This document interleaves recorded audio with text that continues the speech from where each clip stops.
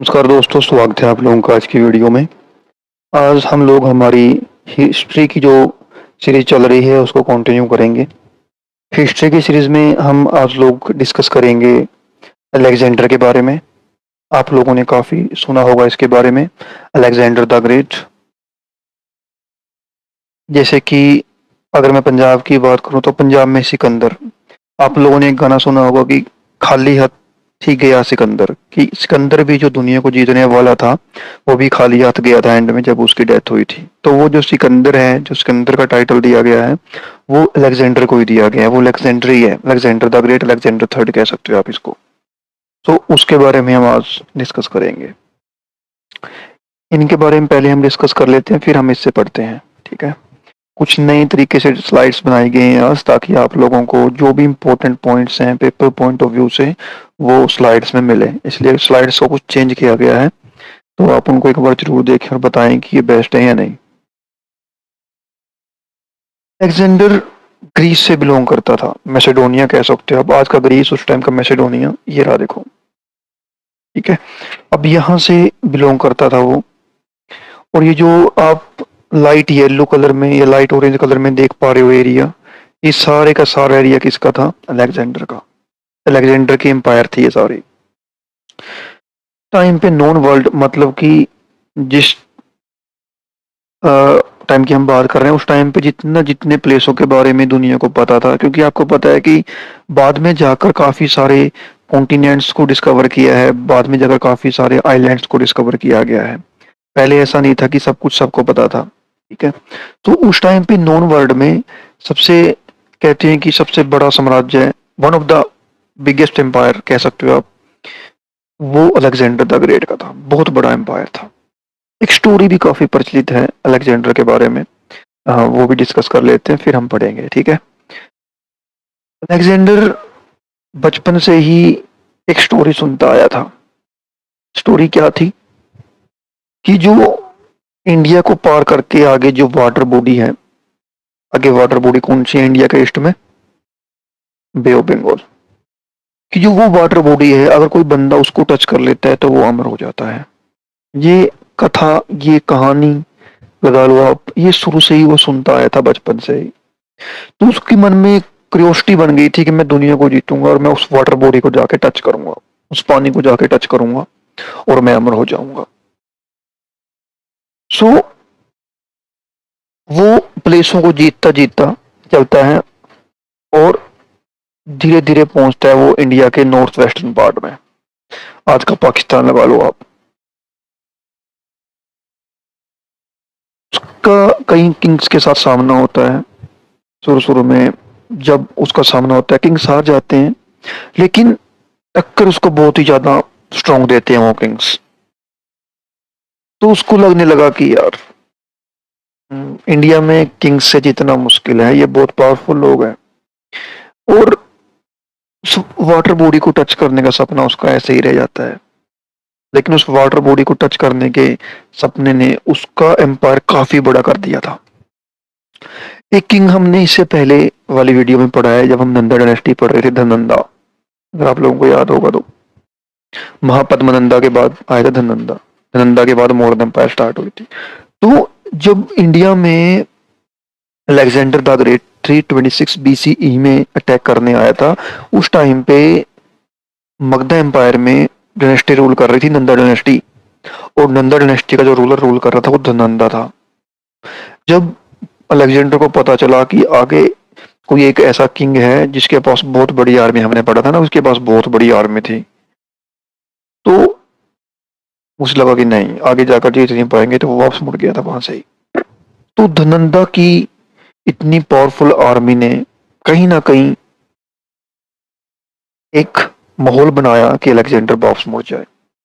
ठीक है। तो वो वापस मुड़ गया था और 323 बीसी में उसकी डेथ हो गई थी। जो आप देख पा रहे हो, ये सारे का सारा जो लाइट येलो, ये लाइट ऑरेंज लगा लो आप लोग, ये सारे का सारा एम्पायर उसका था। कितनी कंट्री आ गई इसमें आज के टाइम पे, आप सोचो।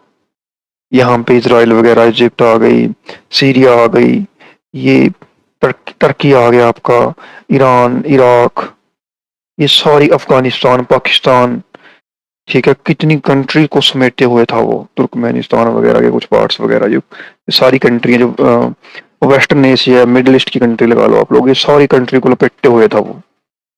तो इसके बारे में एक कहानी प्रचलित थी जो मैंने आपको बताई। ठीक है, अब डिस्कस करते हैं इसको स्लाइड्स के तौर पे, इंपॉर्टेंट है काफी। सो अलेक्जेंडर की इन्वेजन इंडिया में होती है 326 बीसीई में। ठीक है जी, क्या बैकग्राउंड था?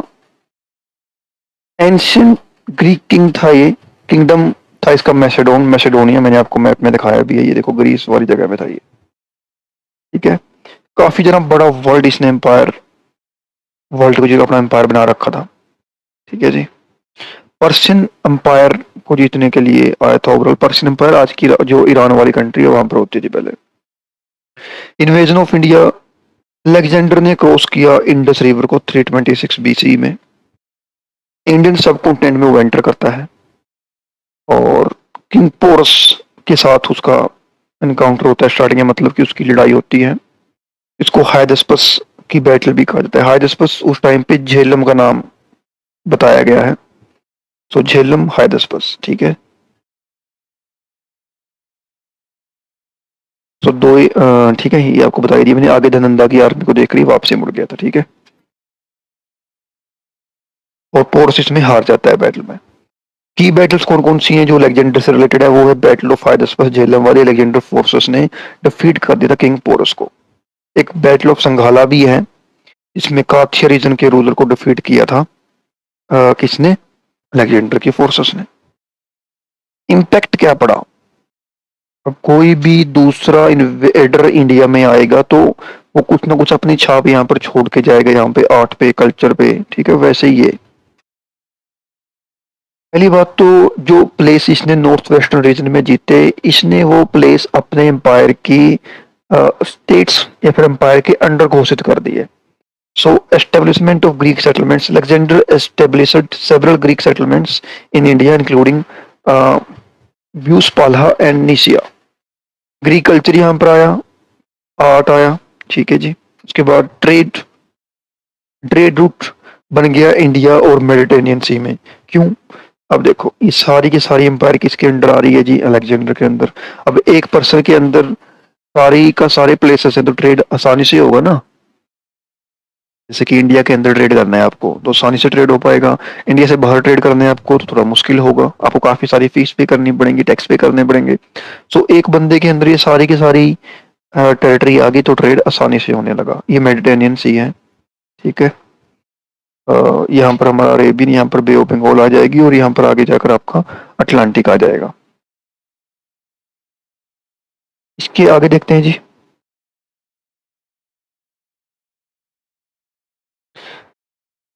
रीजन्स क्या थे यहाँ से वापस मुड़ने के? रीजन्स फॉर विड्रॉल, पहली बात तो रेजिस्टेंस फ्रॉम इंडियन किंगडम्स। मैंने आपको बताया कि जो इंडियन किंगडम से बहुत ज्यादा पावरफुल थे, उन्होंने उसको आगे बढ़ने ही नहीं दिया, अच्छी टक्कर दी, पोर्स ने भी अच्छी टक्कर दी थी उसको। उसके बाद म्यूटिनी बाय ग्रीक सोल्जर्स, जो अलेक्जेंडर के सोल्जर्स थे वो काफी दूर से प्लेसेस को जीतते आ रहे थे, काफी टाइम हो गया था, तो उनको लगा कि यार बहुत हो गया तो घर चलते हैं, बहुत प्लेसेस जीत लिए, अब रेस्ट चाहिए, इसलिए वापस मुड़ गए वो। कुछ ग्रीस में भी दिक्कतें आ रही थी, जब उसकी न्यूज अलेक्जेंडर को लगी तो वो उनको सुलझाने के लिए वापस चल पड़ा, लेकिन वो दूर पहुंच नहीं पाया, उसकी बीच में ही डेथ हो गई थी। लीगेसी क्या छोड़ी उसने? इंडो ग्रीक रिलेशन अच्छे हो गए, स्टार्ट हो गए, बुद्धिज्म स्प्रेड हुआ उनके यहाँ आने से। आर्किटेक्चरल में जो गंधारा आर्ट है वो इन्फ्लुएंस हुआ। गंधारा आर्ट जो आज का पाकिस्तान है वहां पर आपको देखने को मिलेगा। उसमें कुछ ग्रीक इंस्टांसेस या ग्रीक कुछ फीचर्स हैं आर्ट के और कुछ इंडियन फीचर है, उसको हम कहते हैं गंधारा आर्ट। ठीक है जी, तो इस सारे टॉपिक में यहाँ पर कंसाइज किया कौन कौन से फिगर्स, इंपोर्टेंट फिगर्स आए हैं। अलेक्जेंडर आया है जी, किंग पोरस आया है, चंद्रगुप्त मौर्य जो बाद में ग्रीक एस्टेब्लिशमेंट जो की गई हैं उनके जो गवर्नर्स वगैरह होंगे उनको हराएगा। ठीक है जी, इसके बाद में टाइम लाइन यहाँ को आपको दोबारा बताई गई है कि अलेक्जेंडर की इन्वेजन कब हुई है इंडिया में? 326 बीसी में। किंग पोरस या फिर बैटल ऑफ हाइडस्पस कब हुई है जी? 325 बीसी में। Alexander Begins is retreat from India, कब इंडिया से उसने बैक जाना स्टार्ट किया? 324 बीसीई में। कब उसकी डेथ होगी? 323 बीसीई में। तो ये आपको दोबारा थोड़ा सा मैंने आपको पहले ही बताया कि स्लाइड्स कुछ ऐसे बनाई गई हैं ताकि आपको चीज़ों को कंसाइज करके याद करवाया जा सके। ठीक है, तो ये हमारा टॉपिक था जो अलेक्जेंडर के बारे में था। Alexander the great, Alexander third, Sikandar Punjab में कह सकते हो आप इसको। सो इसको हमने डिस्कस किया बड़ी सिंपल लैंग्वेज में। आशा करता हूँ कि आपको आज की वीडियो समझ में आई होगी। एक नई वीडियो के साथ बहुत जल्द मुलाकात होगी। तब तक के लिए आप सभी लोगों का कीमती टाइम देने के लिए बहुत बहुत धन्यवाद।